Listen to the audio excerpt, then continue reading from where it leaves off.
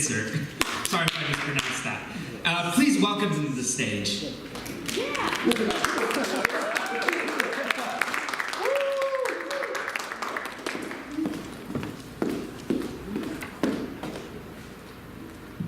Hello. I don't have a very fancy schmancy reason of why I like to sing. I just always have and enjoy it. I guess that's a reason. And I'm singing Bird from Hamilton because it's really pretty. And that way Josh can accompany me.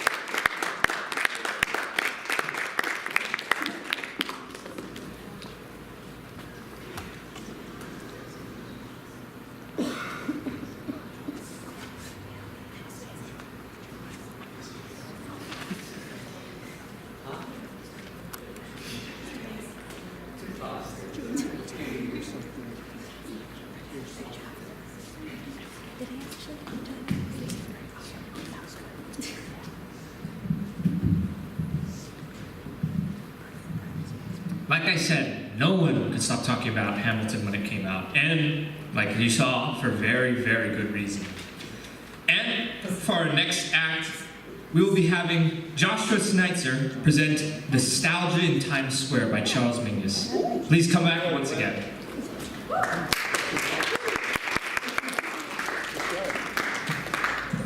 Hi everybody, I'm Josh. Hi. A lot of people say jazz is freedom, jazz is improvisation, and that's what jazz means to me. I picked this piece because it's really cool and really raw, and I think you can get a lot out of it even just on the solo piano. So, this is Nostalgia in Chime Square by Charles Mingus.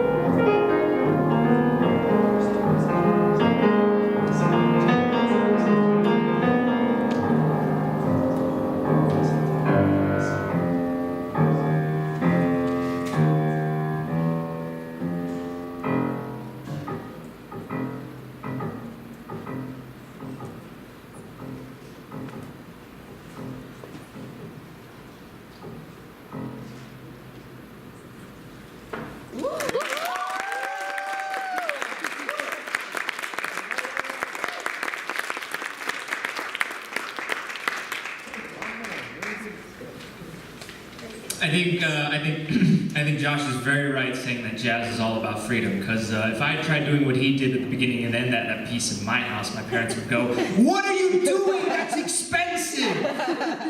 But enough about my own personal drama. Please take it away for Lakeisha Henley, who will be reading a set of untitled poems. Please come to the stage.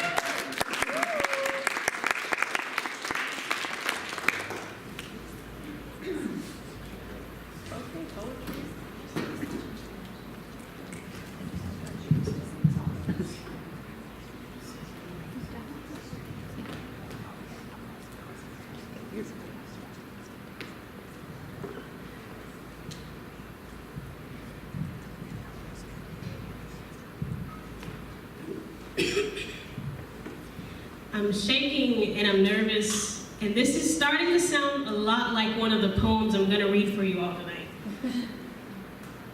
And I thought of all of this earlier tonight while I was waiting for this all to start, and I was shaking and nervous. So I figured, why not make a poem out of this and feel it in a moment before this, so it's not so overwhelming as emotions tend to be sometimes. Which is also how I can relate to art sometimes. Sometimes I use art as a way to feel in a moment, to let it all out. But sometimes I just see something and it looks cool or beautiful or beautifully cool, and I want to draw it or I want to paint it, and so I do. I hope that you find these same joys in art, in self-expression and capturing moments. Tonight I'm going to share a couple of poems with you that I hope you can relate to in some way or make you feel something.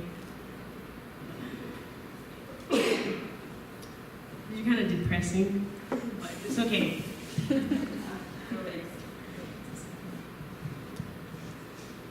I'm crying and I'm laughing, and I think maybe there's something wrong with me.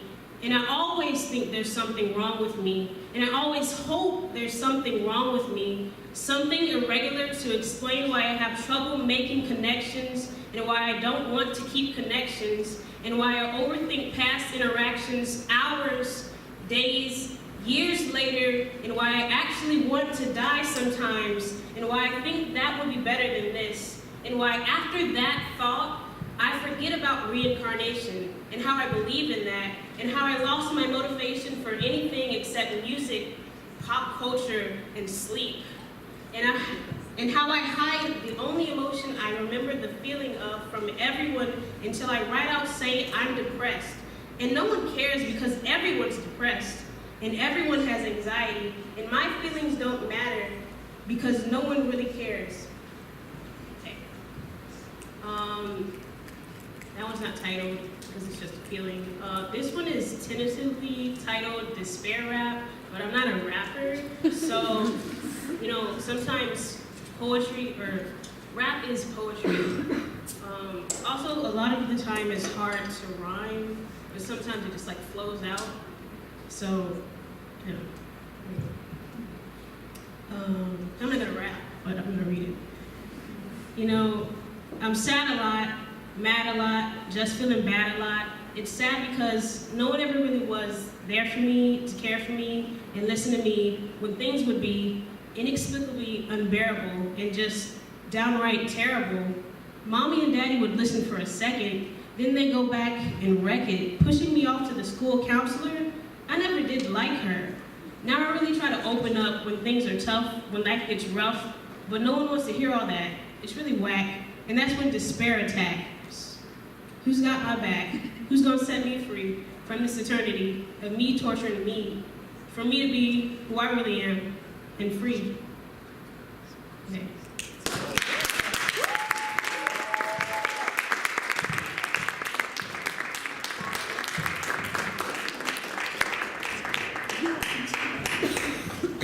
Thank you, Lakeisha.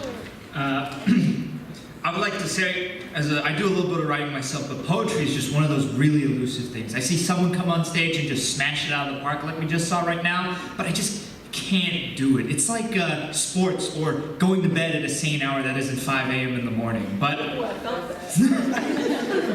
regardless of that, we have a real treat for you tonight. We'll have Andrew Keitserbaum, sorry if I mispronounced that. He will be playing Nocturne in A-flat major, and for this one, I'm going to let the artist speak for himself. Please come up.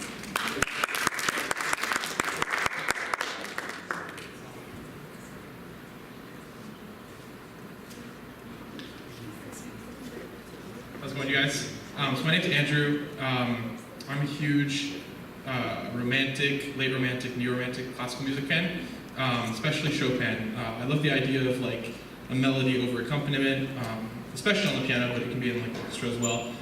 So I've been writing these like, I guess in the spirit of romantic piano pieces, and this is one that I wrote for my now girlfriend who was just a friend before. And it's just like supposed to have like a melody over an accompaniment and in the style of like a Chopin nocturne. So hope you enjoy it.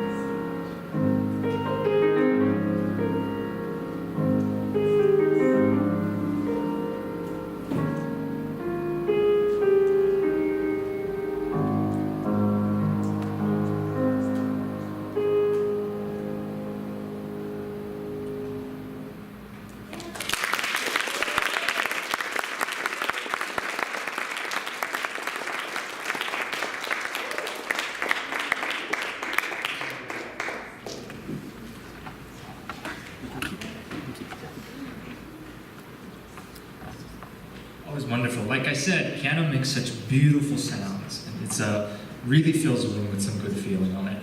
Now, we're going to present to you some very rocking, very, some would say, swinging people tonight.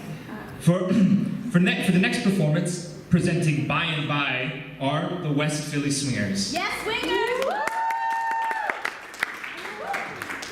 Hello, everybody. Thank you so much for being here tonight. I can see why she went from being your friend to your girlfriend after that. That was wonderful. So tonight we are going to be doing something for you called solo jazz, which is a form of swing dance developed in 1920s and 30s African American communities in Harlem. And it should say something about the dance that it's still around today, being danced by people like us. We're really, really excited to bring it to you and hope that you guys enjoy this dance from West Philly Swingers, the University of Pennsylvania Swing Dance Troupe. If you like it a lot, you can come and see our show April 27th and 28th in Iron Gate Theater.